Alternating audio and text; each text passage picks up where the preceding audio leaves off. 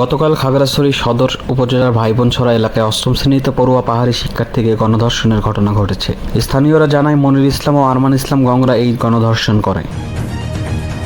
আজ স্থানীয় এলাকার শিক্ষার্থীরা এই ঘটনার প্রতিবাদ করতে রাস্তায় নামলে তাদের বাধা ও এক পর্যায়ে লাঠিচার্জ করে সেনাবাহিনী। এমন দৃশ্য দেখার পর স্থানীয়রা প্রশ্ন তোলে, সেনাবাহিনী এখন প্রকাশ্যে ধর্ষকদের পক্ষে রাস্তায় নেমেছে। অন্যদিকে গতকাল একই দিনে গোপালগঞ্জের জঙ্গি সমন্বয়কদের বঙ্গবন্ধুর সমাধিস্থল ভেঙে দেওয়ার পরিকল্পনা নস্যাৎ করার ক্ষেত্রেও দেখা যায় সেনাবাহিনীর মৌলবাদ ও জঙ্গিবাদের পক্ষে প্রকাশ্য অবস্থান। এমনকি সরাসরি নিরীহ মানুষকেও গুলি করতে 1 সেকেন্ড সময় নেয়নি সেনাবাহিনী, যার ফলে নির্মমভাবে নিহত হয় 20 জনের বেশি মানুষ। অথচ এই সেনাবাহিনী গত 5 আগস্ট যখন বিদেশি ষড়যন্ত্রে বাংলাদেশে জঙ্গিবাদের উত্থান হয়, সেদিন তাদেরকে সাধারণ জনগণের মিথ্যা উপাধি দিয়ে প্রতিহত করা থেকে বিরত ছিল। সাধারণ মানুষ এখন বলছে সেনাবাহিনী তাদের খোলস থেকে বের হতে শুরু করেছে। আসলে সেনাবাহিনী যে সরাসরি জঙ্গিবাদের মদদের সাথে জড়িত তা এখন দিবালোকের মতো পরিষ্কার। Desk report, bibangla.net।